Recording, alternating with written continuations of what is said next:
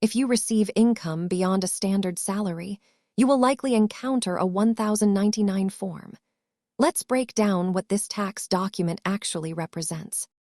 The 1099 is a series of documents that the Internal Revenue Service uses to track income that doesn't come from a traditional employer.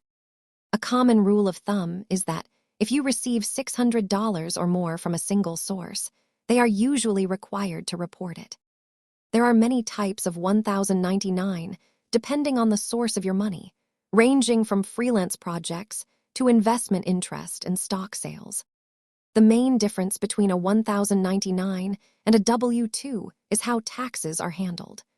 W-2 employees have taxes withheld, while 1099 recipients manage their own. The IRS receives a copy of every 1099 sent to you, which is why it is critical to report these amounts accurately on your return.